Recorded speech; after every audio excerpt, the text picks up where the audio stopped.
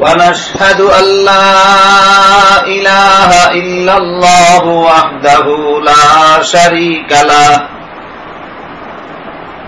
ونشهد أن سيدنا ونبينا ومولانا محمدا عبده ورسوله صلى الله تعالى عليه وعلى آله وأصحابه وبارك وسلم أما بعد فأعوذ بالله من الشيطان الرجيم بسم الله الرحمن الرحيم لقد كان لكم في رسول الله أسوة حسنة لمن كان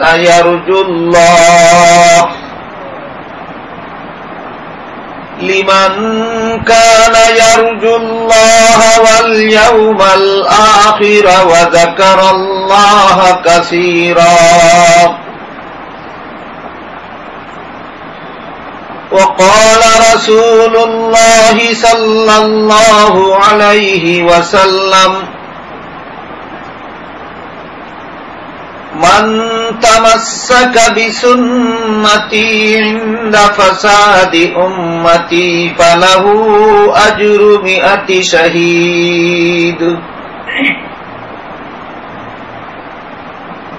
أو كما قال عليه الصلاة والسلام حضرات উলামায়ে কেরাম মুহতারাম হাজিরিন আল্লাহ পাক রব্বুল আলামিনের অসংখ্য অগণিত মেহেরবানি তিনি আমাদের এমন একটা মুবারক সভায় যোগদান করার সুযোগ দান করলেন যে সবাই সৃষ্টির শ্রেষ্ঠ মহামানব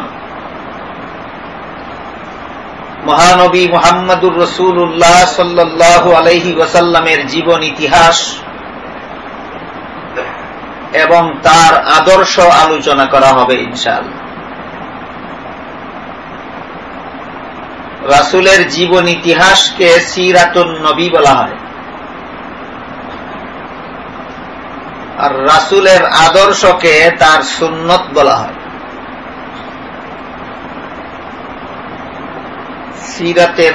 সিরাতুন নবী এবং সিরাতে রাসূল এবং সুন্নতে রাসূল সম্মেলনে আমাদেরকে আল্লাহ যোগদান করার সুযোগ দান করলেন, সৌভাগ্য দান করলেন। এই জন্য আমরা আল্লাহর শুকরিয়া আদায় করি আলহামদুলিল্লাহ।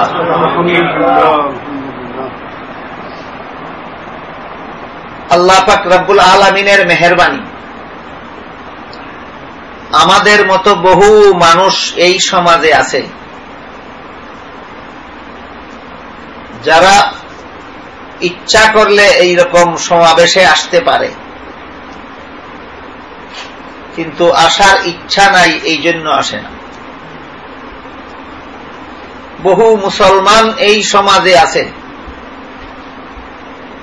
যারা আল্লাহর কোরআনের আলোচনায়, রাসূলের জীবন ইতিহাসের আলোচনায়, রাসূলের আদর্শের আলোচনায় ইচ্ছা করেই আসার দরকার মনে করেন। আল্লাহ আমাদেরকে তাদের অন্তর্ভুক্ত না করে এই সমস্ত মুবারক আলোচনায় অংশগ্রহণের সৌভাগ্য দান করেছেন। আল্লাহর শুকরিয়া।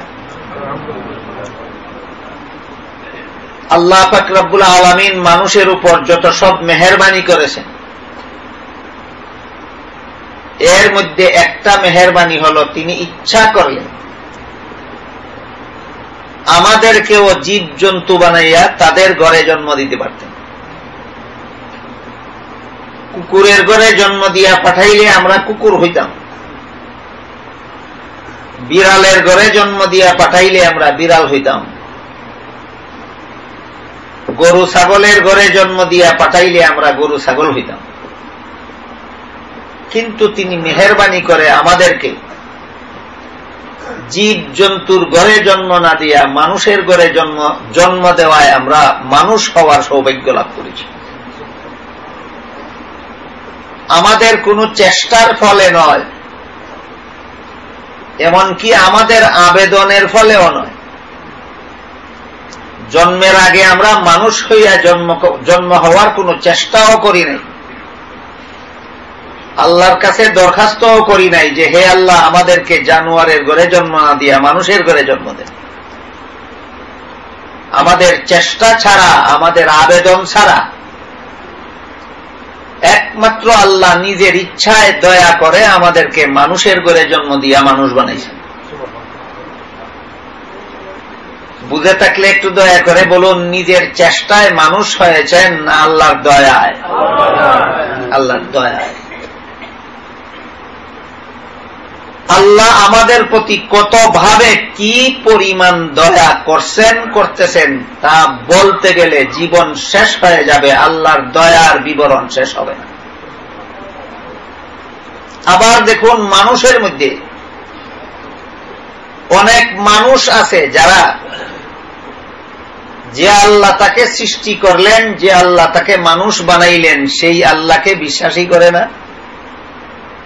বলে আল্লাহ আবার কি? জগতে যা কিছু হইতেছে সব ন্যাচারাল ভাবে হইতেছে, অটোমেটিকলি হয়, অটোমেটিকলি বিলীন হয়ে যায়। ন্যাচারাল ভাবে আমরা জন্ম হয়েছি, ন্যাচারাল ভাবে আমাদের মৃত্যু হয়ে যাবে, এরপরে আর অস্তিত্ব থাকবে না, অস্তিত্বহীন হয়ে যাবে। সৃষ্টিকর্তা বলতে কেউ নাই, আল্লাহ বলতে কেউ নাই, পরকাল বলতে কিছু নাই, কিয়ামত বলতে কিছু নাই, হিসাব নিকাশ বলতে কিছু নাই, জান্নাত জাহান্নাম বলতে কিছু নাই, আল্লাহ বিল্লাহ বলতে কিছু নাই। এই রকমের মতবাদ যারা পোষণ করে তাদেরকেই নাস্তিক বলা হয়। যারা বলেন পরকাল আছে তাদের নাম আস্তিক, যারা বলে পরকাল নাই তাদের নাম নাস্তিক। বিভিন্ন আয়াতে আল্লাহ উল্লেখ করেছেন, রাসূল করিম সাল্লাল্লাহু আলাইহি ওয়াসাল্লাম হাদিস শরীফে বর্ণনা দিয়েছেন, যারা পরকালে অবিশ্বাসী, আল্লাহতে অবিশ্বাসী, এদেরকে জাহান্নামে দিয়া জাহান্নামের আগুন যখন তাদের কলিজায় প্রবেশ করবে তখন আল্লাহ জিজ্ঞেস করবেন, দেখ আছে কি নাই। দুনিয়ার জীবনে বলছিলে নাই, এখন দেখ আছে কি নাই। আপনারাই বলুন, একটা মানুষ যদি বলে আগুন বলতে কিছু নাই, আর তার গায়ে আগুন লাগলে পরে যদি জিজ্ঞেস করা হয় দেখ আছে কি নাই, তখন জবাবটা কি হবে তার? তো আল্লাহ পাক রব্বুল আলামিন আমাদেরকে ওই সমস্ত নাস্তিক না বানাইয়া আমাদেরকে আল্লাহ আস্তিক হওয়ার সৌভাগ্য দান করেছেন। এটা আমাদের প্রতি আল্লাহর আরেকটা দয়া। আমরা নাস্তিক না আস্তিক? আস্তিক। যারা পরকালের অস্তিত্ব বিশ্বাস করেন, যারা পরকাল আছে মনে করেন, তারা আস্তিক। যারা পরকাল নাই, জান্নাত জাহান্নাম নাই, আল্লাহ বিল্লাহ নাই মনে করে, তারা নাস্তিক। পরকাল নাই পশু জানোয়ারের, মানুষের পরকাল আছে। কোন জীব জানোয়ারের জান্নাতও নাই, জাহান্নামও নাই। জান্নাত জাহান্নাম শুধুমাত্র মানুষের জন্য। জান্নাতের সুখ শান্তিও কোন জীব জানোয়ারকে দেওয়া হবে না, একদল মানুষকে দেওয়া হবে। জাহান্নামের শাস্তিও কোন জীব জানোয়ারকে দেওয়া হবে না, একমাত্র মানুষকে দেওয়া হবে। বুঝে থাকলে বলুন, জান্নাত জাহান্নাম জীব জানোয়ারের জন্য না মানুষের জন্য? তাহলে যারা বলে জান্নাত জাহান্নাম নাই, এদের মধ্যে আর জানোয়ারের মধ্যে কোনো বেশ কম নাই। জীব জানোয়ারেরও পরকাল নাই, এদেরও পরকাল নাই। জীব জানোয়ারেরও পরকালের কোন চিরস্থায়ী জীবন নাই, এদেরও পরকালের কোন চিরস্থায়ী কোন জীবন নাই। এই জন্য এদের জীবনে আর পশু হায়ওয়ানের জীবনে কোনো বেশ কম নাই। আল্লাহ আমাদেরকে এই রকম নাস্তিক না বানাইয়া আস্তিক বানাইছেন। আমরা আল্লাহ যে আছেন বিশ্বাস করি, পরকাল আছে বিশ্বাস করি, জান্নাত জাহান্নাম আছে বিশ্বাস করি, কিয়ামতের হিসাব নিকাশ বিশ্বাস করি। এইরকম বিশ্বাসী বানাইয়া আল্লাহ আমাদেরকে আরেক দয়া করেছেন। এটাও আমরা নিজেদের চেষ্টায় হই নাই, আল্লাহর দয়ায় হইতে পারিছি। প্রথমে জানোয়ার না হইয়া মানুষ হয়েছি নিজের চেষ্টায় না আল্লাহর দয়ায়। দ্বিতীয়ত নাস্তিক না হইয়া আস্তিক হয়েছি নিজের চেষ্টায় না আল্লাহর দয়ায়। আল্লাহর দয়ায়। এই জন্য আল্লাহ বলেন, ওয়া ইন তাউদ্দু নি'মাতাল্লাহি লা তুহসুহা। আল্লাহর কি পরিমাণ নিয়ামত, কি পরিমাণ দয়া মায়া তোমাদের প্রতি আছে, তা যদি গণতে থাকো তাহলে তোমাদের জীবন শেষ হয়ে যাবে, আল্লাহর দয়ার বিবরণের গণনা শেষ হবে না। তাই আল্লাহর কোন ওলি বলেন, आदमियत दादाई बाजम मुसलमा कर दाई, आदमियत दादाई बाजम मुसलमा कर दाई, आए खुदा कुर्बा शुहम एहसा बर एहसा कर दाई। ए अल्लाह, জানোয়ার না বানাইয়া মানুষ বানাইছো, একটা দয়া করেছো। আবার বেঈমান না বানাইয়া মুমিন মুসলমান বানাইছো, আরেকটা দয়া করেছো। আমি তোমার নামে গলা কাটাইয়া দিয়া কুরবানি হইয়া গেল, তোমার এই দয়ার শুকরিয়া আদায় হবে না, কৃতজ্ঞতা হবে। আবার দেখুন, আদম আলাইহিস সালামের অনুসারী উম্মতেরাও মুসলমান, নূহ আলাইহিস সালামের অনুসারী উম্মতেরাও মুসলমান, ইব্রাহিম আলাইহিস সালামের অনুসারী, মুসা আলাইহিস সালামের অনুসারী, ঈসা আলাইহিস সালামের অনুসারী, সকল নবীর অনুসারী উম্মতেরা মুসলমান, মুমিন মুসলমান। কিন্তু আমাদেরকে অন্য নবীর অনুসারী মুমিন মুসলমান না বানাইয়া সর্বশ্রেষ্ঠ মহামানব, আল্লাহর সৃষ্ট জগতের মধ্যে যিনি সর্বশ্রেষ্ঠ মর্যাদার অধিকারী, যার সমান মর্যাদা আল্লাহ জগতের আর কাউকে দান করেন, এক কথায় যার মর্যাদা সৃষ্টির শ্রেষ্ঠ, তার উম্মত হওয়ার সৌভাগ্য দান করেছে। এটা আমাদের প্রতি আল্লাহর আর একটা দয়া। জীবনভর গণিয়ে এত শেষ করা যাবে না, অন্তত উদাহরণস্বরূপ দুই একটা শোনার বোঝার চেষ্টা করুন। প্রথমত, আল্লাহ জানোয়ার না বানাইয়া মানুষ বানাইছেন, একটা দয়া। দ্বিতীয়ত, বেঈমান মানুষ না বানাইয়া ইমানদার মানুষ বানাইছেন, আরেকটা দয়া। তৃতীয়ত, অন্য নবীর ইমানদার উম্মত না বানাইয়া শ্রেষ্ঠ নবীর শ্রেষ্ঠ উম্মত বানাইছেন, এটা আমাদের প্রতি আল্লাহর আরেকটা দয়া। এক হাদিসে রাসূল করিম সাল্লাল্লাহু আলাইহি ওয়াসাল্লাম বলেন, আনা আফজালুল আম্বিয়া ওয়া উম্মতি আফজালুল উমাম। এর অর্থ হল, সমস্ত নবীগণের চেয়ে আমি শ্রেষ্ঠ, আর সকল নবীর উম্মতের চেয়ে আমার উম্মত শ্রেষ্ঠ।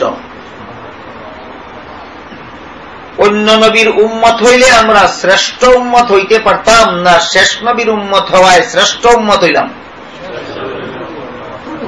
এটা কি আমাদের চেষ্টায়, আমাদের আবেদনের কারণে, দরখাস্তের কারণে, না আল্লাহর নিজের ইচ্ছায়? আল্লাহ নিজে ইচ্ছা করে আমাদেরকে আলাদা দয়া করেছেন, অন্য নবীর উম্মত না বানাইয়া। আল্লাহ আমাদেরকে শ্রেষ্ঠ নবীর শ্রেষ্ঠ উম্মত বানাইছেন।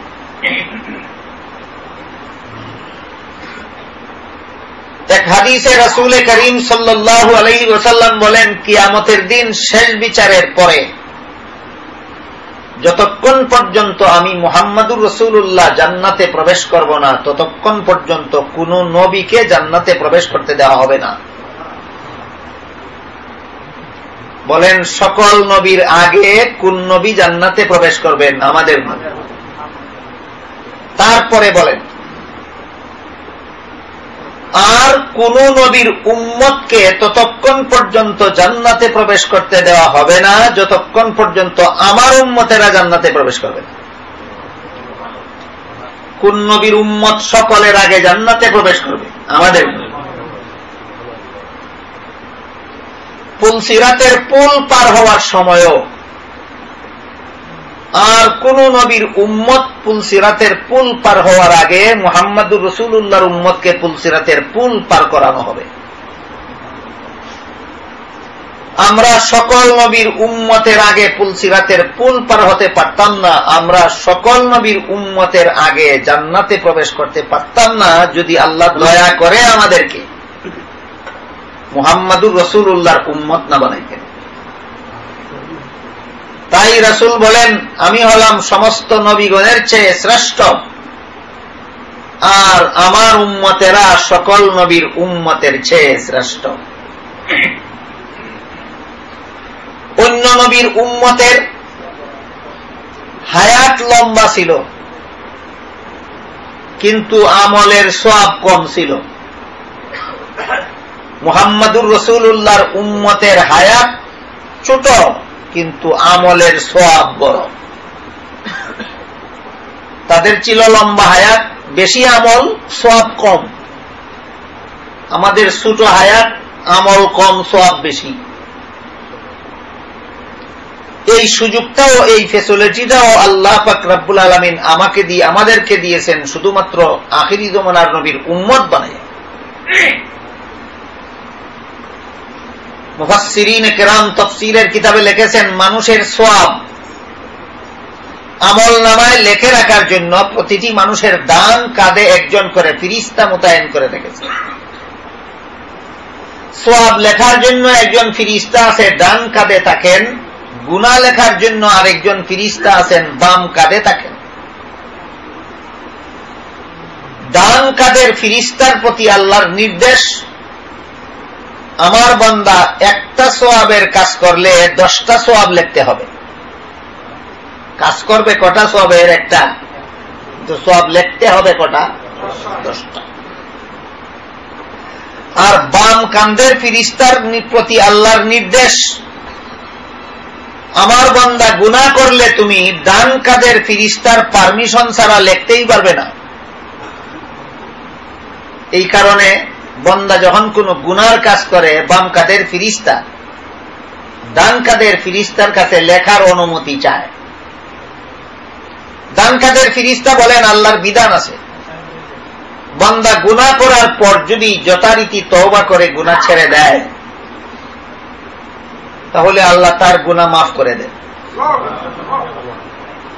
কাজেই বান্দা এইমাত্র গুনাহ করলো, তুমি যদি এখনই লিখে ফেলো আর পরে যদি বান্দা তওবা করে তো এটা মাফ হয়ে যাবে, তোমার লেখা তো থাকবে না। এই লেখা লিখে লাভ কি? অপেক্ষা করো, দেখো তওবা করে কি। তারে তওবা করার সময় সুযোগ দাও। তওবা করার সময় সুযোগ দেওয়ার পরও যখন তওবা করে না, বাম কাঁধের ফেরেশতা আবার জিজ্ঞাসা করে ডান কাঁধের ফেরেশতাকে, এখন লিখবো কিনা? ডান কাঁধের ফেরেশতা বলেন, আবার সুযোগ দাও, দেখো তওবা করে কিনা। আবার সুযোগ দেওয়ার পরও যদি তওবা করে না, তৃতীয়বারের বেলায় বাম কাঁধের ফেরেশতা যখন ডান কাঁধের ফেরেশতাকে জিজ্ঞাসা করেন, এখনো তওবা করলো না, এখন কি করব? তখন ডান কাঁধের ফেরেশতা বলেন, বারবার তওবা করার সুযোগ দেওয়া সত্ত্বেও যেহেতু তওবা করলো না, কাজে এখন লেখো গুনাহ, কিন্তু আমার লেখার নিয়মে নয়, তোমার লেখার নিয়ম আলাদা। আমার লেখার নিয়ম হইল একটা সওয়াবের কাজ করলে 10টা সওয়াব লিখবো, তোমার নিয়ম হইল একটা গুনার কাজ করলে একটার বেশি লিখতে পারবে না। গুনাহ যতটা করে শুধু ততটা লেখা হবে, আর সওয়াব যতটা করে এর 10 গুণ বেশি লেখা হবে। এই সুযোগ দিয়ে আল্লাহ পাক রব্বুল আলামিন মুহাম্মদুর রাসূলুল্লাহ সাল্লাল্লাহু আলাইহি ওয়াসাল্লামের উম্মতে, মুহাম্মদুর রাসূলুল্লাহর উম্মতের আমলনামায় সওয়াব বাড়াইয়া দেওয়ার ব্যবস্থা করেছে। এটাও কি আমাদের চেষ্টা প্রচেষ্টায়, না আবেদন নিবেদনের ফলে, না আল্লাহর ইচ্ছায়, আল্লাহর দয়ায়? আল্লাহর দয়ায়। কাজেই যে নবীর উম্মত হওয়ার কারণে আমরা এতগুলি সুযোগ সুবিধা পাইলাম। অল্প দিনের হায়াতে সামান্য কিছু নেক আমল করলে অনেক সওয়াব পাইব আমরা। এক হাদিসে রাসূল করিম সাল্লাল্লাহু আলাইহি ওয়াসাল্লাম বলেন, হাসরের মাঠে একটা লোক দেখবে তার আমলনামায় উহুদ পাহাড় পরিমাণ একটা সওয়াব লেখা। এটা দেখে সে আল্লাহকে বলবে, আল্লাহ এত বড় সওয়াবের কাজ তো আমি দুনিয়ার জীবনে করি নাই, এটা আমার আমলনামায় কিভাবে লেখা হইল? আল্লাহ বলবেন, তুমি স্মরণ করে রেখো দুনিয়ার জীবনে তুমি আল্লাহর রাস্তায় একটা খেজুরের দানা দান করেছ কিনা। একটা খেজুরের দানা, এক গুটা খেজুর। বান্দা বলবে, হ্যাঁ আমার মনে আছে, আমি একটা খেজুর আল্লাহর রাস্তায় দান করেছি। আল্লাহ বলবেন, তোমার এই একটা খেজুরের দানার সওয়াবকেই আমি বাড়াইতে বাড়াইতে বাড়াইতে বাড়াইতে উহুদ পাহাড় পরিমাণ করি। আল্লাহ বিভিন্ন ব্যবস্থা করে রেখেছেন, আমরা সামান্য সওয়াবের কাজ করলে এই সওয়াব যেন আমাদের আমলনামায় অনেক বেশি লেখা হয়। কেন? আমাদের হায়াত কম। আগের আমলের মানুষ 500, 700, 1000, 1200, 1500 বছর বাঁচত। হাদিস শরীফে উল্লেখ আছে, মুহাম্মদুর রাসূলুল্লাহর বেশিরভাগ উম্মতের হায়াত হবে 60 থেকে 70 বছর মাত্র। কই 1000, 1500 বছরের বয়স, আর কই 60 থেকে 70 বছর। বলেন তাদের হায়াত লম্বা ছিল, আমাদের হায়াত লম্বা না তাদের হায়াত লম্বা ছিল?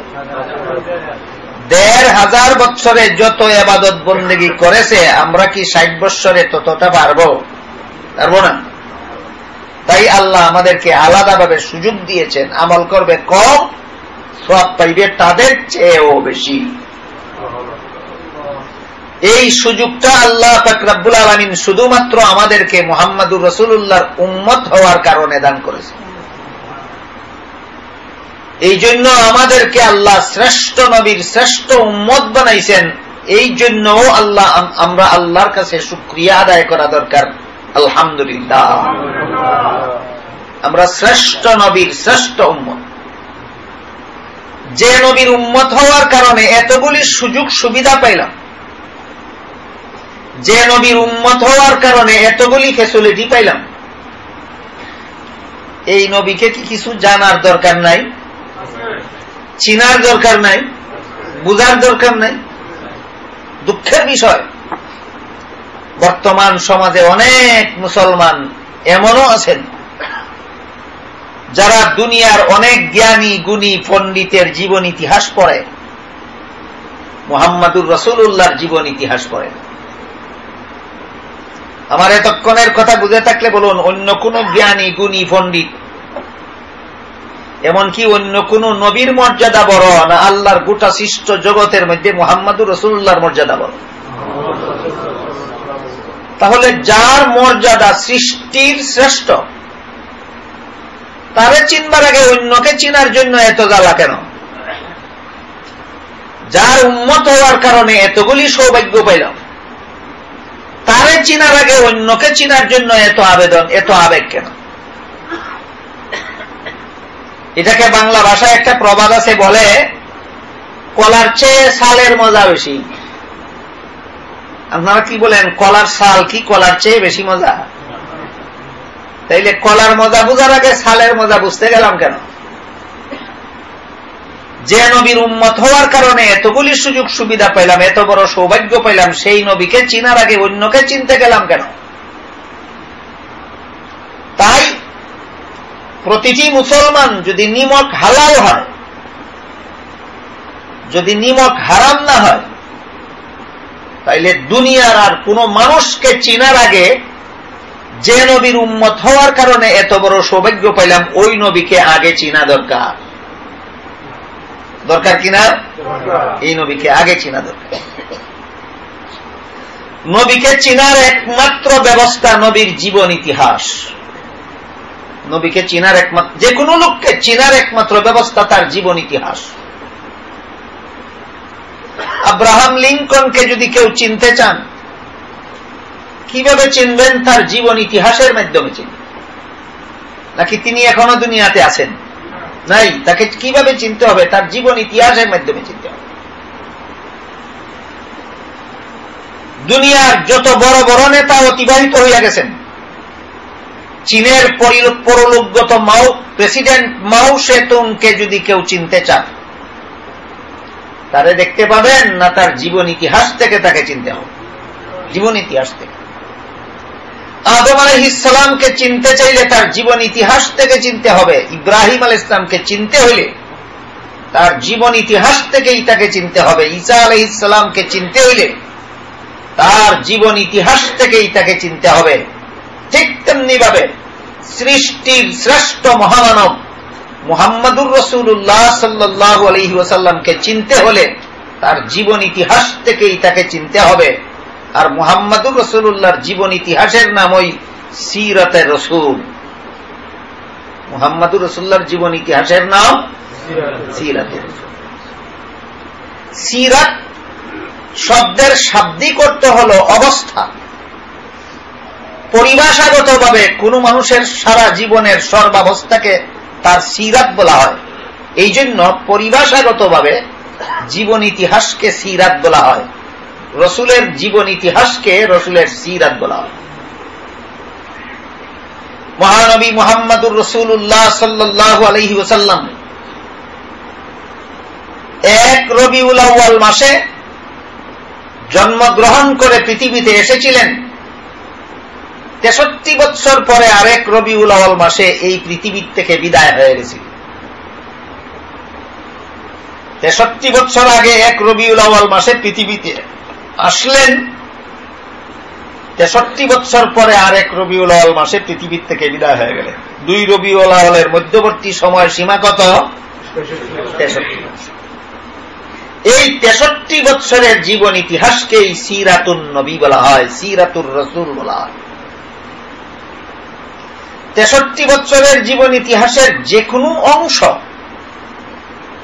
চাই জন্মের কথা হোক, চাই ওফাতের কথা হোক, চাই নবীর গুমানির কথা হোক, চাই নবীর খাওয়া দাওয়ার কথা হোক, চাই নবীর চলাফেরার কথা হোক, এমনকি নবীর পেশাব পায়খানার কথা আলোচনা করলেও নফল বন্দেগীর সওয়াব হয়।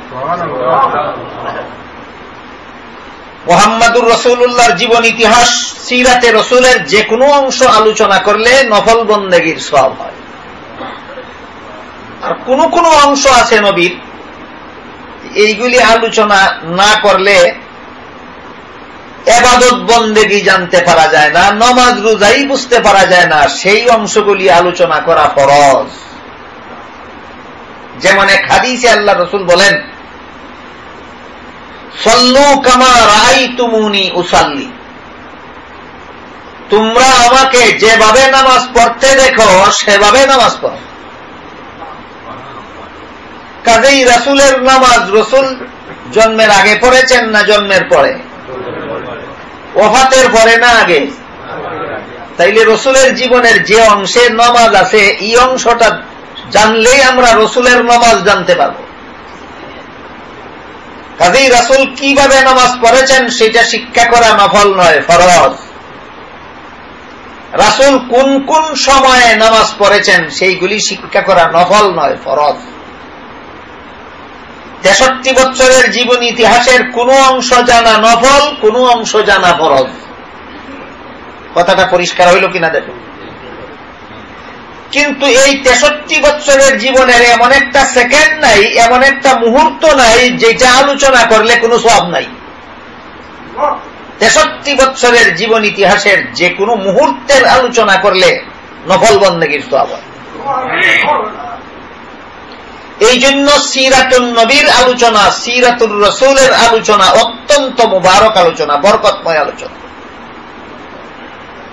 রাসূল যে বলেছেন, আমাকে যেভাবে নামাজ পড়তে দেখো তোমরা সেভাবে নামাজ পড়ো। আমরা কি কেউ রাসূলকে নামাজ পড়তে দেখেছি? এটা আমাদের উপায়। আমাদের একমাত্র নবীর জীবন ইতিহাস থেকে জানতে হবে তিনি কিভাবে নামাজ পড়তেন। রাসূল কিভাবে নামাজ পড়তেন এটা তার জীবন ইতিহাস থেকেই জানতে হবে, সিরাতে রাসূল থেকেই জানতে হবে আমাদের রাসূল কিভাবে নামাজ পড়তেন। কাজেই রাসূলের জীবনের যে অংশ না জানলে ইসলামের বিধিবিধান জানা যায় না, সেই অংশ জানা ফরজ। রাসূলের জীবনের যে অংশ না জানলেও ইসলামের বিধিবিধান জানা যায়, সেই অংশ আলোচনা করা ফরজ না নফল? তবে রাসূলের জীবনের যে অংশের আলোচনা নফল, সেই অংশের মধ্যেও আমাদের জন্য অনেক কিছু শিখার মতো আছে, অনেক কিছু শিখার মতো আছে। রাসূল করিম সাল্লাল্লাহু আলাইহি ওয়াসাল্লাম মা আমিনার গর্ভ থেকে ভূমিষ্ঠ হয়েছিলেন, কিন্তু দুধ পান করেছিলেন মা হালিমা। রাসূলের গর্ভধারিণী মায়ের নাম আমিনা আর দুধ মায়ের নাম হালিমা। বিভিন্ন কারণে যে মায়ের গর্ভ থেকে জন্ম হইলেন সেই মা দুধ পান করাইতে পারেন না। দুধ মা হালিমা রাসূলকে দুধ পান করাইছিলেন। আপনারা বলুন, হালিমার নিজের কোন সন্তান না হইলে আমিনার সন্তানকে দুধ পান করাইতে পারতেন? বলে হালিমার নিজেরও এক শিশু ছেলে ছিল, এই জন্য হালিমা নিজের ছেলেকেও দুধ পান করাইতেন, আমিনার ছেলেকেও দুধ পান করাইতেন। তাহলে হালিমার দুধ পানকারী কতজন শিশু? দুইজন, একজন নিজের ছেলে, একজন আমিনার ছেলে। এই কারণে রাসূল করিম সাল্লাল্লাহু আলাইহি ওয়াসাল্লাম যখন হালিমার দুধ পান করতেন, এক স্তনের দুধ নিজে পান করতেন আর এক স্তনের দুধ তার দুধ ভাইয়ের জন্য রেখে দিতেন।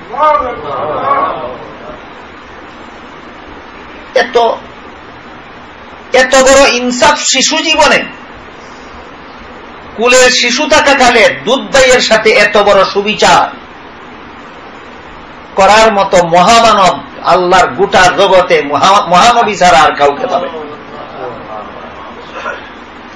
চিন্তা করুন, যেই ছেলেটা মায়ের কুলের শিশু থাকা অবস্থায় দুধ ভাইয়ের সাথে এত বড় সুবিচার করতে পারে, এই ছেলেটা বয়স্ক হইয়া দুনিয়াবাসীর সাথে কি পরিমাণ অবিচার করবে। আল্লাহ পাক রব্বুল আলামিন আগেই সিগন্যাল দিয়েছেন যে সারা দুনিয়াতে সুবিচার প্রতিষ্ঠাকারী নবীর আগমন হয়েছে।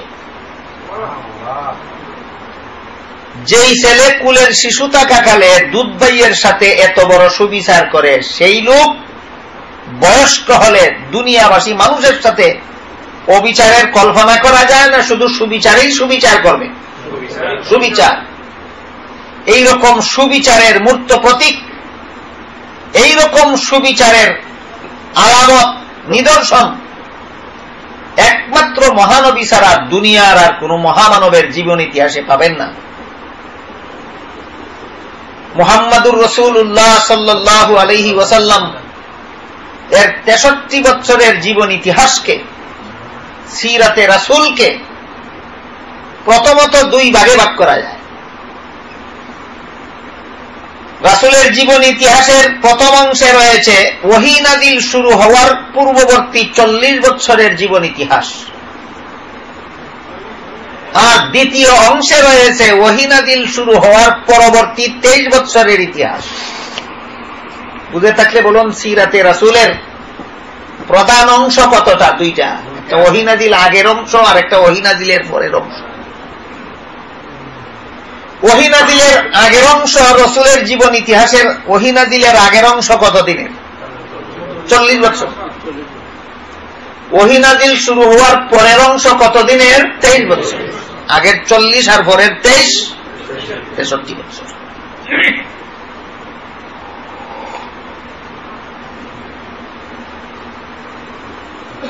এই ওহী নাযিলের পরবর্তী 23 বছরের জীবন ইতিহাস আবার দুই ভাগে বিভক্ত।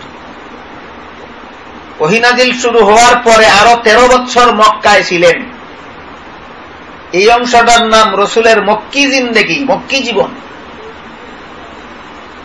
13 বছর পরে মক্কা থেকে হিজরত করে মদিনায় শরীফ গিয়ে সেখানে আরো 10 বছর ছিলেন। মক্কায় অবস্থানকালীন 10 বছরের জীবন ইতিহাসকে রাসূলের মদনী জীবন বলা হয়।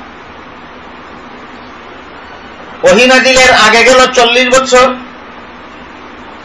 ওহী নাযিলের পরে মক্কায় মক্কি জীবন আর কতদিন? 13 বছর। আগের 40 আর পর 13, 53। 53 বছর বয়সে হিজরত করে মদিনা শরীফ গিয়ে সেখানে বসবাস করলেন আরো 10 বছর। 53 আর 10 ওহী নাযিলের আগের 40 বছর, পরবর্তী 13 বছরের মক্কি জিন্দেগি, পরবর্তী 10 বছরের মদনী জিন্দেগি। এই হল রাসূলের জীবন ইতিহাসের সর্বমোট 3টা অংশ। 3 অংশের থেকে সামান্য কিছু আলোচনা আমরা পেশ করব। ওহী নাযিল শুরু হওয়ার আগের 40 বছরের জীবন ইতিহাসের কি গুণ, কি বৈশিষ্ট্য, ওহী নাযিল শুরু হওয়ার পরবর্তী 13 বছরের মক্কি জিন্দেগির গুণ কি, বৈশিষ্ট্য কি,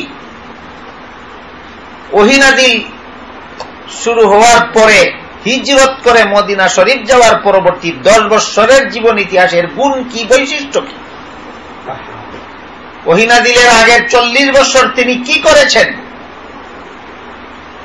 হিজরতের পূর্ববর্তী 13 বছর তিনি কি করেছেন, হিজরতের পূর্ববর্তী 13 বছর মক্কি জিন্দেগিতে তিনি কি করেছেন, হিজরতের পরবর্তী 10 বছরের পবিত্র জিন্দেগিতে তিনি কি করেছেন।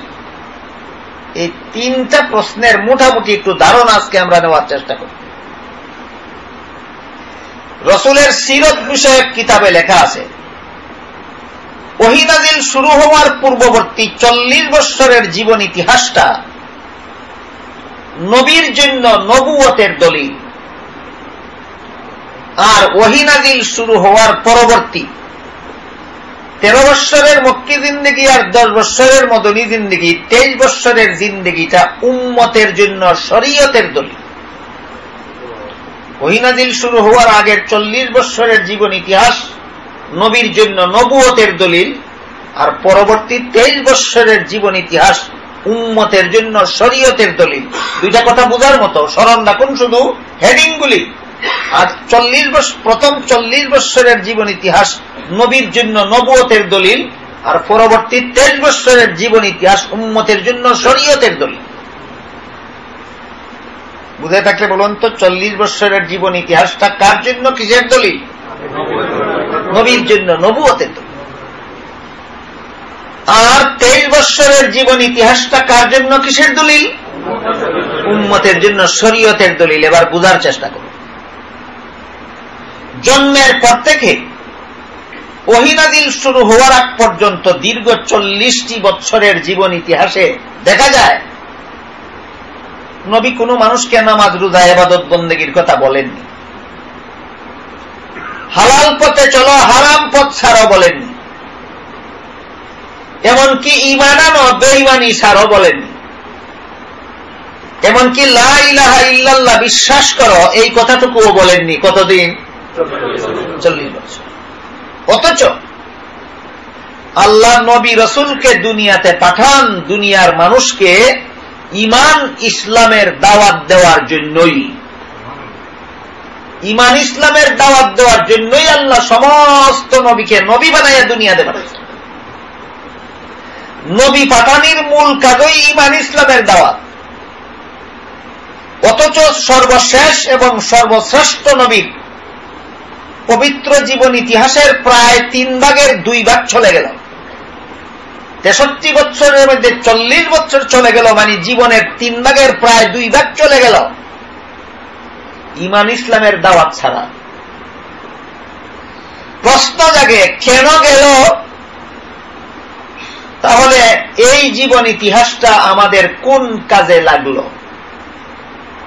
কেন 40 বছর পর্যন্ত রাসূল দুনিয়ার কোন মানুষকে ঈমান ইসলামের দাওয়াত দিলেন না? ঈমান ইসলামের দাওয়াত দেওয়ার জন্যই তো নবীকে দুনিয়াতে পাঠান। এই প্রশ্নের জবাব হইল, আল্লাহ আদেশ করেননি। 40টি বছরের ভিতরে নবীকে আল্লাহ ঈমান ইসলামের দাওয়াত দেওয়ার আদেশ করেননি, ইবাদত বন্দেগী করার আদেশ করেননি, হালাল হারাম এর বিধিবিধান বলার জন্য আদেশ করেননি। আদেশ না পাওয়ার কারণে নবী 40 বছর পর্যন্ত এই দাওয়াতের কাজ করেন। তাহলে প্রশ্ন জাগে, যে কাজের জন্য আল্লাহ নবী পাঠাইলেন এই কাজটা করার জন্য 40 বছর পর্যন্ত আদেশ করলেন না কেন? আল্লাহ আলিমুল গায়ব, অতীত জানেন, ভবিষ্যৎ জানেন। আপনারা কি বলেন?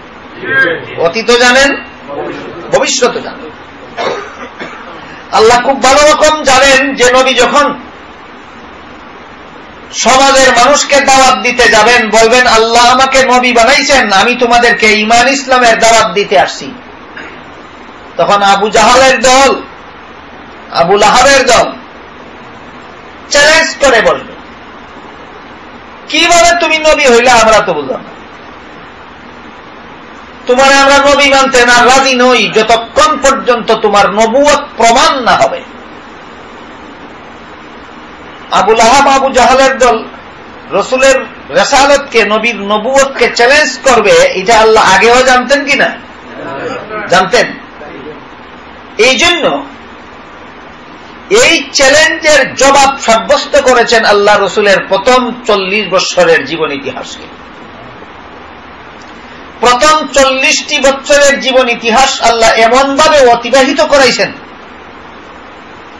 যেভাবে অতিবাহিত করার কারণে রাসূলের 40 বছরের জীবন ইতিহাসের প্রতিটি দিন, প্রতিটি ঘন্টা, প্রতিটি মুহূর্ত কিভাবে আপনি নবী হইলেন এই প্রশ্নের জবাব বহন করে। তিনি যে ভূমিষ্ঠ হইলেন এই ঘটনাটা প্রমাণ, এই ঘটনার তিনি যে নবী হইলেন এই কথার প্রমাণ। তিনি যে মায়ের কুলের শিশু থাকা অবস্থায় দুধ পান করলেন তখনকার ঘটনাও তিনি যে নবী ছিলেন এই কথার প্রমাণ। 4 বছর বয়সে আমাদের নবীর সিনা মুবারকের কুদরতি অপারেশন হয়। কুদরতি অপারেশন, এটাকে কোরআন হাদিসের ভাষায় শাক্কুস সদর বলা হয়, ফার্সি ভাষায় সিনা চাক বলা হয়, বাংলা ভাষায় বক্ষ বিদীর্ণ বলা হয়।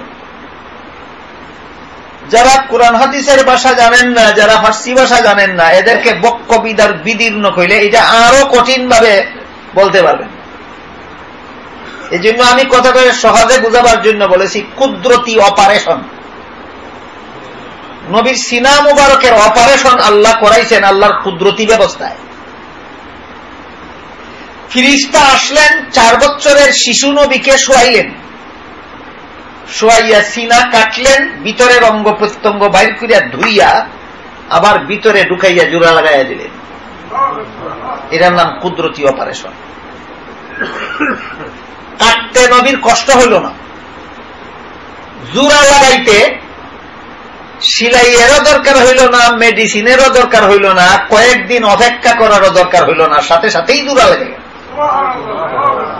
এবার বলেন এটাকে মেডিকেটেড অপারেশন বলবেন না কুদরতি অপারেশন? এই হল কুদরতি অপারেশন। এইরকম অপারেশন আমাদের নবীর জীবনে সর্বমোট 4 বার হয়েছে। নবীর সিনা মুবারকের কুদরতি অপারেশন হয়েছে সর্বমোট 4 বার। 4 বছর বয়সে একবার, 10 বছর বয়সে একবার, 40 বছর বয়সে একবার, মেরাজের রাত্রে একবার। সর্বমোট কতবার? 4 বার।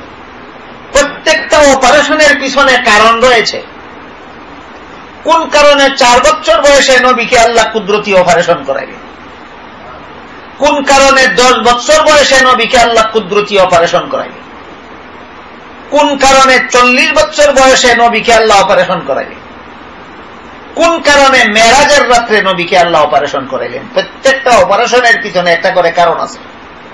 আমি আজকে সেই কারণগুলি আলোচনার দিকে যাব না, কারণ সিরাতে রসুলের আলোচনার পরিসমাপ্তিতে সুন্নতে রসুলেরও আলোচনা করতে হবে। নির্ধারিত সময়ের ভিতরে আলোচনা 2টা বিষয়ের উপর করতে হবে। তাই আজকের মতো আমরা শুধু এতটুকু স্মরণ রাখি যে আমাদের নবীর জিন্দেগিতে সর্বমোট 4 বার আল্লাহ নিজের পক্ষ থেকে নবীর সিনা মুবারকের কুদরতি অপারেশন করেছেন। এর মধ্যে প্রথমটা কত বছর বয়সে? অপারেশনের ঘটনাটা বুঝে থাকলে বলুন, এমন কোন অপারেশন নবী ছাড়া কারো পক্ষে সম্ভব? তাহলে এই ঘটনাটা উম্মতের জন্য শরীয়তের দলিল হইল না নবীর জন্য নবুয়তের দলিল? নবীর জীবনের যে অংশ উম্মতের জন্য শরীয়তের দলিল, সেই অংশ অনুসরণ করা উম্মতের জন্য কর্তব্য। যেমন নবী নামাজ পড়েছেন, আমাদেরকেও বলেছেন আমাকে যেভাবে নামাজ পড়তে দেখো সেইভাবে নামাজ পড়ো। তাহলে এটা আমাদের জন্য অনুসরণ করতে হবে কিনা? নবীর জীবনের যে অংশে রোজা রেখেছেন সেই অংশ আমাদেরকে অনুকরণ করতে হবে। নবীর জীবনে হজ করেছেন সেই অংশটা আমাদেরকে অনুসরণ করতে হবে। নবীর জীবনে যাকাত দিয়েছেন সেই অংশ আমাদেরকে অনুসরণ করতে হবে। কিন্তু নবীর সিনা মুবারকের কুদরতি অপারেশন যে হইল, এটা কি অনুসরণ করার মতো? পারবে আর কেউ অনুসরণ করতে? পারবে না। যে নবীর যেই কাজ অন্য লোকে করতে পারবে না, এমন কাজ নবীরে দিয়ে আল্লাহ করাইলেন কেন? নবীর জন্য নবুয়তের দলিল সাব্যস্ত করলেন। যখন প্রশ্ন করবে 40 বছর পরে আবু জাহালের দল কিভাবে নবী হইল, 40 বছরের জীবন ইতিহাস জবাব দিবে এইভাবে নবী হইল। এটার নাম নবীর জন্য নবুয়তের দলিল। মুহাম্মাদুর রাসূলুল্লাহ সাল্লাল্লাহু আলাইহি ওয়াসাল্লাম মায়ের গর্ভ থেকে ভূমিষ্ঠ হয়েই আল্লাহর শুকরিয়া আদায় করে দোয়া পড়েছেন। এটা কি আর কোন মানুষের পক্ষে সম্ভব না? একমাত্র নবীর পক্ষে সম্ভব। তাহলে ঘটনাটা কার জন্য, কিসের দলিল হইল? নবীর জন্য নবুয়তের দলিল হইল। আমাদের নবী কুলের শিশু থাকাকালেও কোনদিন উলঙ্গ হন নাই। এটা কি কোন উম্মতের পক্ষে সম্ভব না? একমাত্র নবীর পক্ষে সম্ভব। ঘটনাটা কার জন্য, কিসের দলিল হইল? নবীর জন্য নবুয়তের দলিল হইল। আমাদের জন্য অনুসরণীয় নয়। কোন উম্মত অনুসরণ করতে পারবে না। কুলের শিশু থাকাকালে উলঙ্গ হবে না, এই কাজটার অনুসরণ কোন উম্মত করতে পারবে না। আমাদের শিখতে হবে, বুঝতে হবে নবীর জীবনের কোন অংশ উম্মতের জন্য অনুসরণীয় আর কোন অংশ উম্মতের জন্য অনুসরণীয় নয়। যে অংশ অনুসরণীয় নয় সেটা শুধু সিরাতুন নবীর আলোচনায় আসবে, আর যে অংশ অনুসরণীয় সেটা সুন্নতে রাসূলের আলোচনায় আসবে। কথা বুঝতে পারলেন? বুঝে থাকলে বলুন, নবীর জীবনের যে অংশ অনুসরণীয় নয় উম্মতের জন্য, এটা সুন্নতে রাসূলের আলোচনায় আসবে না সিরাতে রাসূলের আলোচনায় আসবে। আর নবীর জীবনের যে অংশ উম্মতের জন্য অনুসরণীয়, সেটা শুধুমাত্র সিরাতে রাসূলের আলোচনায় না সুন্নতে রাসূলের আলোচনায়। এই সিরাতে রাসূলের আলোচনায় আর সুন্নতে রাসূলের আলোচনায় বেশ কম।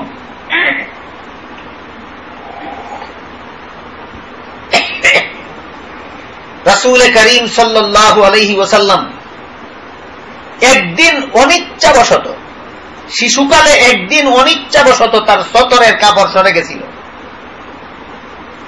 ইচ্ছাকৃত না অনিচ্ছায়? অনিচ্ছায়। সতর বুঝেন তো? পুরুষের জন্য নাভির থেকে হাঁটু পর্যন্ত অংশকে সতর বলা হয়। সতর, এই অংশের কাপড় সরে গেছিল রাসূল শিশু থাকাকালে, তার অনিচ্ছায় একদিন। কাপড় সরে যাওয়ার সাথে সাথে এমন ভাবে চিৎকার দিয়া কান্না শুরু করলেন, তার সতর ঢেকে দেওয়ার পর তার কান্না বন্ধ হইল। এই ঘটনাটা উম্মতের জন্য অনুসরণীয়। তাহলে উম্মতের জন্য এটা শরীয়তের দলিল নয়। তাহলে ঘটনাটা কার জন্য, কিসের দলিল? নবীর জন্য নবুয়তের দলিল। এটা নবীর জন্য নবুয়তের দলিল। কুদরতি অপারেশন হইল 4 বছর বয়সে, এটা কার জন্য, কিসের দলিল? নবীর জন্য নবুয়তের দলিল। রাসূল করিম সাল্লাল্লাহু আলাইহি ওয়াসাল্লামের পেশাবের মধ্যে সুগন্ধ হইত, যে কারণে পেশাব করার সাথে সাথেই জমিন তা খাইয়া ফেলত। ঘটনাটা উম্মতের জন্য শরীয়তের দলিল যদি হইত, তাইলে উম্মতের পেশাবেও সুগন্ধ হওয়া বাধ্য হইত।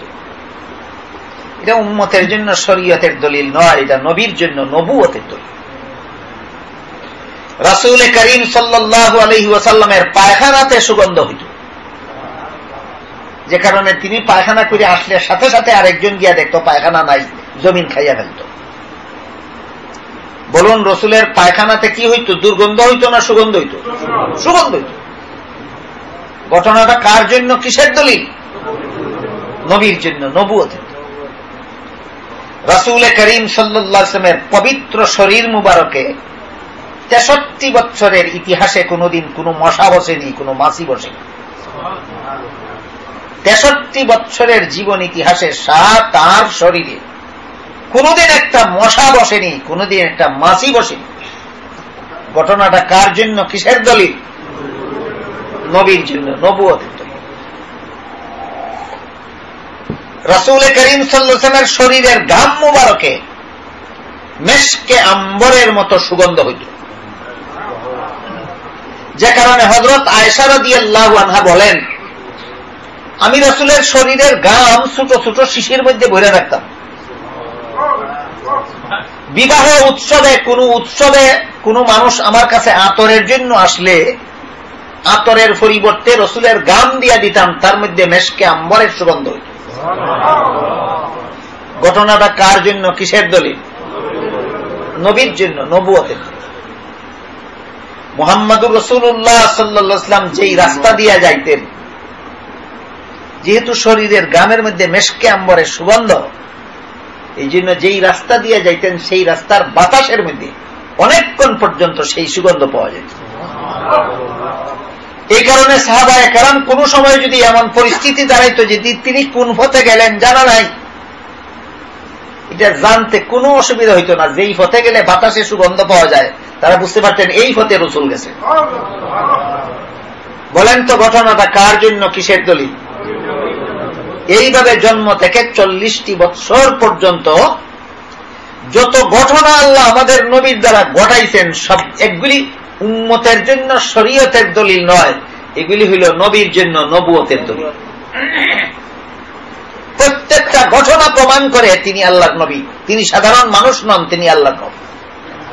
এই পর্যন্ত যে কয়েকটা ঘটনার উদাহরণ দিলাম, এর দ্বারা আপনারা কি বুঝলেন? এই ঘটনার দ্বারা প্রমাণ হয় তিনি সাধারণ মানুষ না সর্বশ্রেষ্ঠ নবী? সর্বশ্রেষ্ঠ নবী।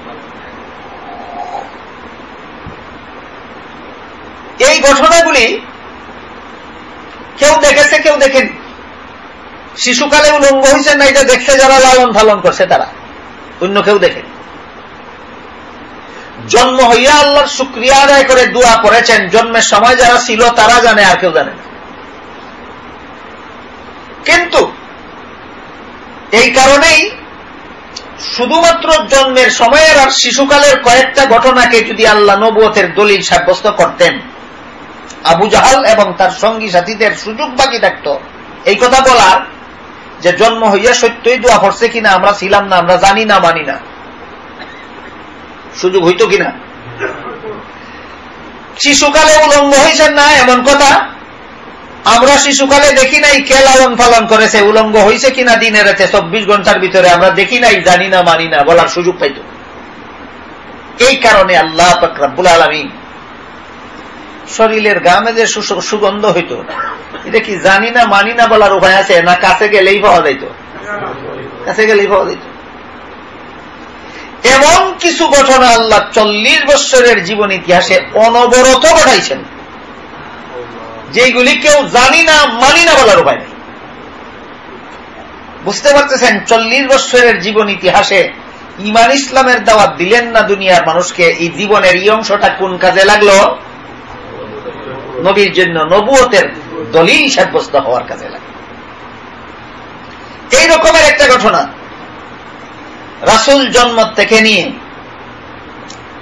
ওফাত পর্যন্ত 63 বছরের জীবন ইতিহাসে জীবনে কোনদিন কোন ব্যাপারে একটি মিথ্যা কথাও বলেন, একটা মিথ্যা কথাও বলেন। কেন আল্লাহ একেবারে 40 বছর পর্যন্ত ঈমান ইসলামের দাওয়াত দেওয়ার আদেশ করলেন না? সমাজের মানুষ আগে চিনুক যে তিনি জীবনে যত কথা বলেন সত্য বলেন না, মিথ্যা বলেন। যখন তারা দীর্ঘ 40 বছরের জীবন ইতিহাসের অভিজ্ঞতার দ্বারা পাক্কা অনুধাবন করতে পারবে যে এই লোক জীবনে কোনদিন মিথ্যা বলে না, তখন আল্লাহ আমাকে নবী বানাইছেন বললে তুমি মিথ্যা বলো, এই কথাটা বলার সুযোগ পাবে না। তাই আল্লাহ পাক রব্বুল আলামিন 40 বছর পর্যন্ত তাদের মধ্যে শুধু উঠা বসা, চলাফেরা, বিয়া শাদী, সংসার পরিচালনা, এইগুলির সুযোগ দিয়ে রাখছেন। ঈমান ইসলামের দাওয়াত দিচ্ছেন না, নবী যে বানাইলাম এই কথা ঘোষণা দিতে বলেননি। কেন? আগে চিনো তিনি নবী হওয়ার যোগ্য কিনা। দীর্ঘ 40 বছরের অভিজ্ঞতার দ্বারা আবু জাহাল, আবু লাহাব সহ এই সমাজের বেঈমানদের বড় বড় নেতা যারা ছিল তারাও পর্যন্ত এক বাক্যে মুহাম্মদকে আল আমিন উপাধিতে ভূষিত করেছিল। 40 বছর পর্যন্ত তিনি আব্দুল্লাহর পুত্র মুহাম্মদ নামে পরিচিত ছিলেন। 40 বছর পরে মুহাম্মাদুর রাসূলুল্লাহ পরিচয় আল্লাহ প্রকাশ করলেন। বুঝে থাকলে বলুন, 40 বছর পর্যন্ত কোন নামে পরিচিত ছিলেন? আব্দুল্লাহর পুত্র মুহাম্মদ। মুহাম্মাদুর রাসূলুল্লাহ পরিচয় কতদিন পরে প্রকাশ করা হলো? 40 বছর পরে প্রকাশ করা হলো। কেন? প্রথমেই মুহাম্মাদুর রাসূলুল্লাহ পরিচয় দিলে আবু জাহালের দল, সমাজের লোক চ্যালেঞ্জ করে বসত, কিভাবে তুমি রাসূল হইলা, প্রমাণ করো। আল্লাহ ওইটা গোপন রেখেছেন, মুহাম্মাদুর রাসূলুল্লাহ পরিচয় গোপন রেখেছেন, আর 40 বছরের জীবন ইতিহাস তাদের সামনে তুলে ধরেছেন। এই 40 বছরের জীবন ইতিহাস নীরব ভাষায় জবাব দিবে, এইভাবে তিনি রাসূল হইলেন।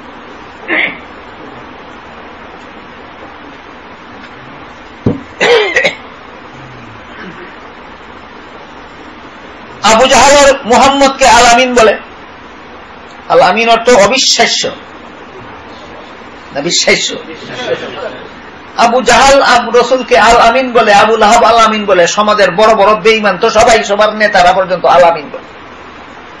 কি ব্যাপার? 40 বছরের দীর্ঘ অভিজ্ঞতা। এই জন্য এক সময় আবু জাহাল এবং তার এক বন্ধু একা একা একটা ঘরের ভিতরে ছিল। তৃতীয় কোন লোক সেই ঘরে ছিল না।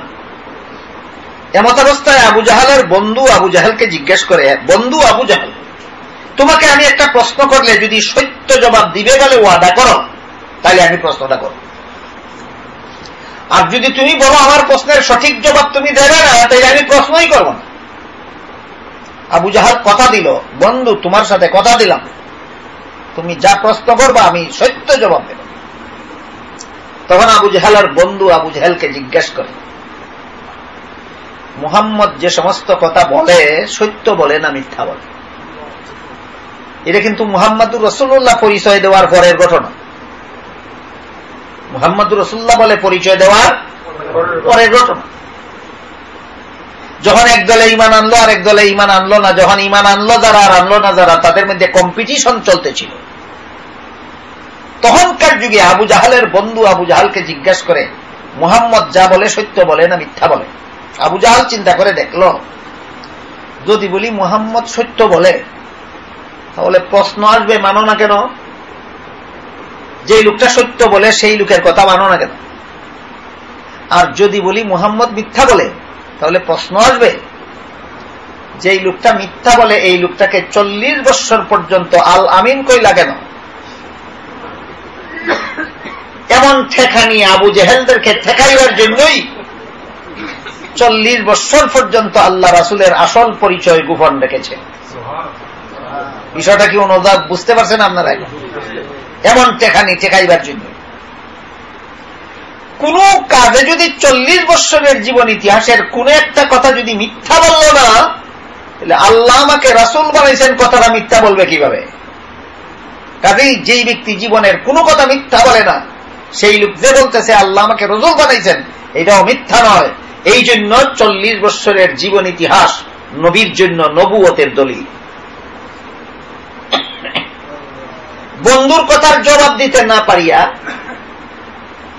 আবু জাহাল একটা মন গড়া জবাব বানাইল।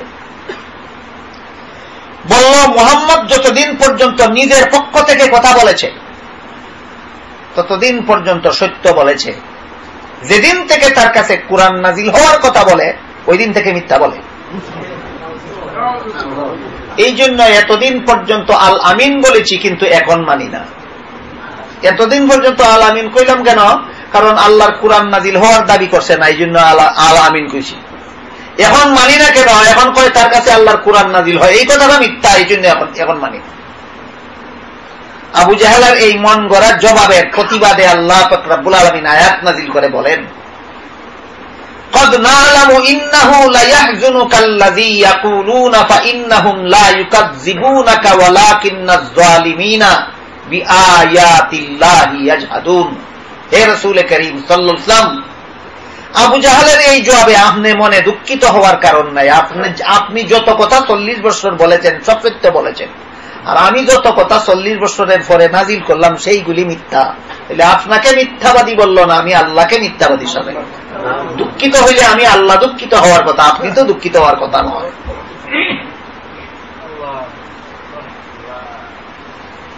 এই বন্ধুর প্রশ্নের জবাবে আবু জাহাল যেমন ঠেকা ঠেকল, এমন ঠেকা ঠেকানির জন্যই আল্লাহ 40 বছর পর্যন্ত রসুলকে ঈমান ইসলামের দাওয়াত দিতে আদেশ করেননি। তোমাকে আগে চেনো, তুমি কেমন লোক, তারপরে ঈমান ইসলামের দাওয়াত।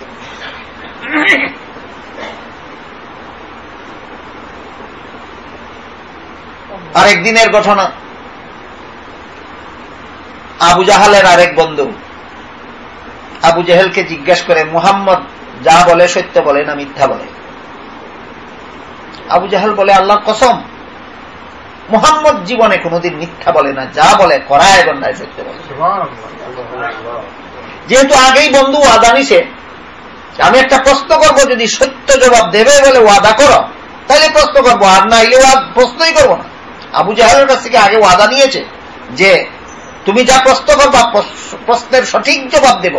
তখন আবু জাহেলের বন্ধু জিজ্ঞেস করে, মুহাম্মদ যে সমস্ত কথা বলে সত্য বলে না মিথ্যা বলে?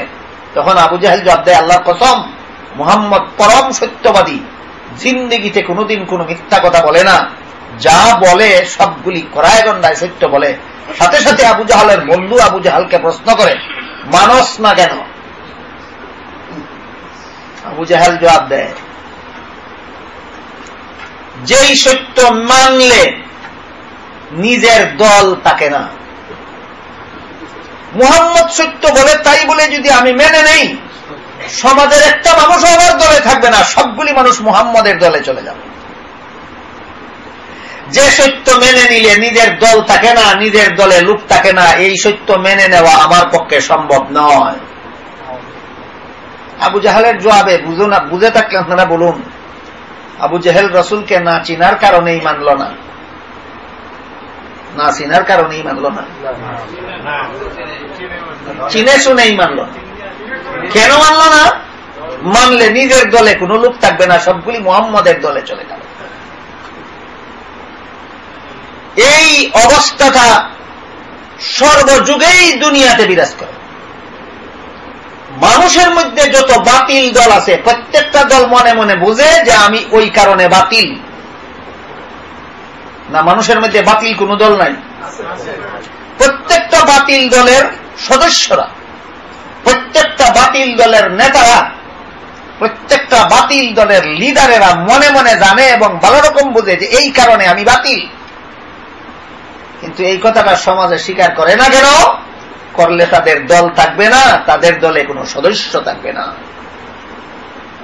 এটা একটা জটিল সমস্যার সমাধান, যে সমাধানের অভাবে অনেক মানুষ হয়রান পেরেশান হয়ে যায়। হায় রে হায়, কি হইল, এরা এই বা এই, এটা স্বীকার করে না কেন? যে কারণে আবু জাহাল রাসূলের সত্যতা চূড়ান্তভাবে বুঝতে পেরে অস্বীকার করেনি। একই কারণে দুনিয়ার বহু বাতিল, বর্তমান দুনিয়াতেও বহু বাতিল, এরা ভালো রকম জানে এরা বাতিল, কিন্তু নিজের বাতিলটা স্বীকার করে নিলে এদের দল থাকবে না, এদের অস্তিত্ব থাকবে না, এদের দলে কোনো সদস্য থাকবে না। এই কারণে এরা বাতিল বুঝে শুনেও বাতিল ছাড়ে না এবং বাতিলকে বাতিল বলে স্বীকার করে না। যে কারণে আবু জাহাল করল না, একই কারণ। আমাকে অনেক সময় আমার সমাজের অনেক লোকে জিজ্ঞাসা করে, কয় হুজুর অমুক দল যে বাতিল, এরা বুঝে না? আমি বললাম খুব ভালো রকম বুঝে।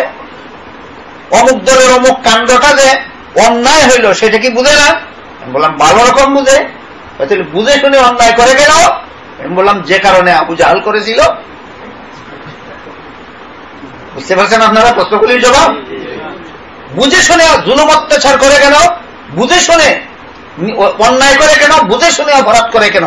বুঝে শুনে বাতিলের সমর্থনে থাকে কেন? সবগুলি প্রশ্নের একই জবাব, যে কারণে আবু জাহাল করেছিল সেই কারণ।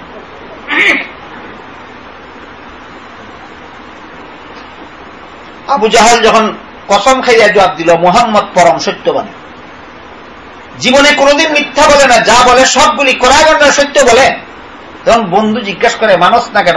মানলে তো আমার দলই থাকবে না। যেই সত্য মানলে দল থাকে না সেই সত্য মানা যাবে না। এই কথা বলার সাথে সাথে আবু জাহালের বন্ধু, তাই তোর মতো বন্ধুর মুখে লাথি মারি, তোর সাথে আর বন্ধুত্ব নাই। নবীর কাছে গিয়া কলেমা করে মুসলমান হয়ে গেল।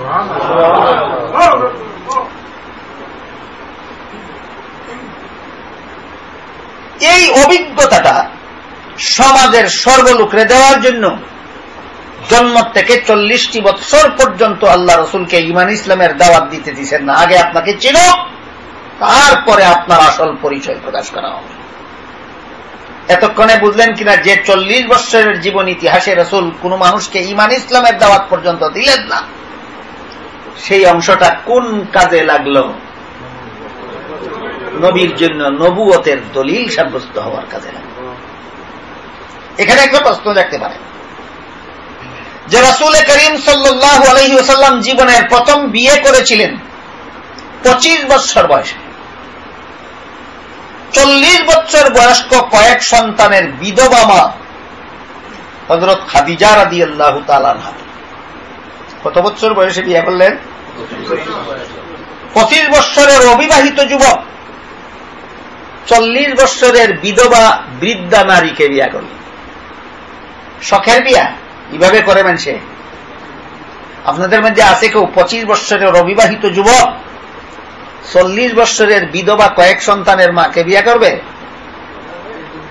হ্যাঁ, যদি লক্ষ লক্ষ টাকার প্রলোভন পায় তাহলে হয়তো করতে পারে, আর না হলে করবে না। তাহলে মুহাম্মদুর রাসূলুল্লাহ সাল্লাল্লাহু আলাইহি ওয়াসাল্লাম এই অবিবাহিত যুবক অবস্থায় বিধবা খাদিজাকে বিয়ে করলেন কেন? প্রমাণ হইল রসুলের বিয়া শখের বিয়া ছিল না, রসুলের বিয়া ছিল উম্মতের স্বার্থে। রসুলের বিয়া ছিল উম্মতের স্বার্থে। রসুলের বিয়ার দ্বারা উম্মতের কি স্বার্থ হইল সেই আলোচনার দিকে গেলে আজকে আর কোনো কথা আলোচনা করা যাবে না। শুধুমাত্র স্মরণ রাখুন রসুলের বিয়াগুলি ছিল উম্মতের স্বার্থে। সামান্য একটু আবার দিই। এক হাদিসে রাসূল করিম সাল্লাল্লাহু আলাইহি ওয়াসাল্লাম বলেন, ইন্নামা আনা বুইসতু মুআল্লিমান, আল্লাহ আমাকে উম্মতের জন্য উস্তাদ বানাইয়া পাঠাইছে। আমাকে উম্মতের জন্য উস্তাদ বানাইয়া পাঠাইছে। পুরুষ উম্মতের জন্য রসুল উস্তাদ, নারী উম্মতের জন্য রসুল উস্তাদ। কিন্তু নারীদের জীবনে এমন কিছু বিষয় আছে যা কোনো পুরুষ উস্তাদের কাছে শিখতে যাওয়া লজ্জা। কোন পুরুষ উস্তাদের কাছে শিখতে যাওয়া লজ্জা। এই সমস্ত বিষয়ে নারীরা পুরুষ রসুলের কাছে শিখবে কিভাবে? এই জন্য রসুলের দরকার ছিল একদল নারীরে বিয়া করিয়া এদেরকে ওই সমস্ত বিষয় শিখাইয়া দিবেন, যে বিষয়গুলি একজন নারী আর একজন নারীর কাছে শিখতে কোনো লজ্জা নাই। নারীদের জন্য পৃথিবীতে একজন পুরুষ আছে যার কাছে কোনো কিছু শিখতে লজ্জা নাই, তিনি হইলেন একমাত্র স্বামী। স্বামীর কাছে নারীর জীবনে কোনো কিছু শিখতে লজ্জা নাই। অনেক ব্যাপার আছে ভাইয়ের কাছে শিখতে যাওয়া লজ্জা, বাবার কাছে শিখতে যাওয়া লজ্জা, স্বামীর কাছে শিখতে কোনো লজ্জা নাই। এই জন্য রসুলের প্রয়োজন ছিল নিজে স্বামী হইয়া একদল নারীকে স্ত্রী বানাইয়া তাদেরকে ওই সমস্ত বিষয় শিখাইয়া রাখবেন যে সমস্ত বিষয় ভিন্ন কোন নারী রসুলের কাছে শিখতে যাওয়া লজ্জা, সেইগুলি সরাসরি রসুলের কাছে না শিখে রসুলের বিবিগণের কাছে শিখে নেবে। এই কারণে একদল নারীকে রসুলের অ্যাসিস্ট্যান্ট টিচার বলবেন হয়তো আপনাদের ভাষায়, সহকারী শিক্ষিকা। কি বলবেন আপনার ভাষায়? সহকারী শিক্ষিকা। একদল নারীকে রসুল উম্মতের নারীদের শিক্ষার জন্য সহকারী শিক্ষিকা তৈরি করার স্বার্থে রসুল করিম সুসাম সবগুলি বিয়া করেছিলেন, শখের বিয়া নয়। কথা বুঝে আসছে কিনা? রসুলের জীবনের প্রথম বিয়া রসুলের কত বছর বয়সে? বিবির বয়স কত? তিনিও অবিবাহিতা না বিধবা? এমনি সন্তানহীন বিধবা না কয়েক সন্তানের মা? এই অবস্থায় কেন ওনাকে বিয়া করতে গেলেন বলুন তো আপনারা? আমার এতক্ষণের কথা বুঝে থাকলে মনের শখে না উম্মতের স্বার্থে? হ্যাঁ, রসুলের বিয়া নিজের মনের শখের বিয়া ছিল না, রসুলের বিয়া উম্মতের স্বার্থে ছিল। একমাত্র আয়েশা রাদিয়াল্লাহু তাআলা আনহাকে আল্লাহ রসুল অতি অল্প বয়সে বিয়া করেছিলেন। আয়েশার 7 বছর বয়সে রসুলের কাছে বিয়া হয়, 9 বছর বয়সে রসুলের ঘরে উঠাইয়া দেওয়া হয়। আয়েশার 17 বছর বয়সে রাসূল দুনিয়ার থেকে বিদায় হয়ে যান। আয়েশাকে এত অল্প বয়সে রাসূলের কাছে কেন বিয়া দেওয়া হইল? উম্মতের যে স্বার্থে রাসূল সবগুলি বিয়া করেছেন, এই স্বার্থটা সবচেয়ে বেশি আয়েশার মধ্যে বিদ্যমান ছিল। এই কথাটা বোঝার জন্য একটা ঘটনা শুনুন। হযরত উমর ফারুক রাদিয়াল্লাহু তাআলা আনহু এবং হযরত আবু হুরায়রা রাদিয়াল্লাহু তাআলা আনহু, তারা দুইজন একদিন একটা মাসালা নিয়ে আলোচনা করতে গিয়ে দুইজনের মধ্যে দ্বিমত হয়ে গেল। মাসালাটা কি? মাসালাটা হইল স্বামী স্ত্রীর সহবাস শুরু করার সাথে সাথেই গোসল ফরজ হইয়া যায়, না সহবাস শেষ হইলে পরে গোসল ফরজ হয়। এই মাসালা, সহবাস শুরু করার সাথে সাথেই গোসল ফরজ হয় না সহবাস শেষ হইলে গোসল ফরজ হয়, এটা নিয়ে আলোচনা শুরু। হযরত উমর বলেন, আমি শুনেছি রাসূল বলেছেন ইন্নামাল মাউ বিল মা, এর সারমর্ম হইল সহবাস সমাপ্ত হইলে পরে গোসল ফরজ হয়। উমর বলেন, আমি শুনেছি রাসূল বলেছেন। আবু হুরায়রা বলেন, আমি শুনেছি রাসূল বলেছেন সহবাস শুরু করার সাথে সাথেই গোসল ফরজ হয়ে যায়। এখন তোমার সমাপ্ত হইলে হইল, না হইলে নাই, গোসল করতেই হবে। দুইজন একমত হইলেন না দুই মত? যার যার মন গড়া মতে দুই মত, না রাসূলের দুই কথার কারণে দুই মত? রাসূলের দুই কথার কারণে দুই মত। আমাদের সমাজে এমন কিছু মুসলমান আছে যারা রাসূলের এই ধরনের কথা নিয়ে সমাজে ফিতনা করে। আর একটা কথাও যে আছে রাসূল বলেছেন ওইটা লুকাইয়া রাখে, আর শুধু তার পক্ষের কথাটা সমাজে প্রকাশ করে, আর বলে রাসূলের হাদিস বলেছি। এরা হাদিস বলে না, ফিতনা করে। এরা হাদিস বলে না, এরা ফিতনা কু। এক হাদিস লুকাইয়া রাখে আর এক হাদিস কইয়া রাসূলের হাদিস বলেছি কয়। এটা কি সত্যই হাদিস বলা হইল না হাদিসের নামে ফিতনা করা? সহজ একটা উদাহরণ দিয়ে শুনেন। এক হাদিসে আছে নামাজে সিনায় হাত বাঁধার কথা, আর এক হাদিসে আছে নামাজে নাভির নিচে হাত বাঁধার কথা। বলুন তো নামাজে হাত বাঁধার হাদিস একরকম না দুই রকম? দুই রকম। এখন দুই হাত সিনায় বাঁধলে পরে নাভির নিচে বাঁধার মতো তো কোনো হাত থাকে না। দুই হাত নাভির নিচে বাঁধলে সিনায় বাঁধার মতো তো কোনো হাত থাকে না। একটা হাদিস মানলে আর একটা হাদিস মানার কোনো পথ নাই। ইমাম আবু হানিফা রাহমাতুল্লাহ আলাইহি বলেন, হ্যাঁ পথ আছে, দুটো হাদিস আমল করার পথ আছে। সেটা কি? সেটা হলো সিনায় হাত বাঁধার হাদিসটা পালন করবে নারীরা, নাভির নিচে হাত বাঁধার হাদিসটা পালন করবে পুরুষেরা। দুটো হাদিস মানার পথ আছে কিনা? যখন দেখা যায় কোরআন হাদিস মানার পথ নাই, তখন এর জন্য কোন পথ বাইর করা, এই পথের নাম ওই মযহাব। মযহাব শব্দের অর্থই পথ। মযহাব শব্দের অর্থই পথ। যখন দেখা গেল দুই হাদিস মানার কোন পথ নাই, ইমাম আবু হানিফা একটা পথ বাইর করে দিয়েছেন, এটার নাম হানাফি মযহাব। এটা আবু হানিফার বাইর করা পথ।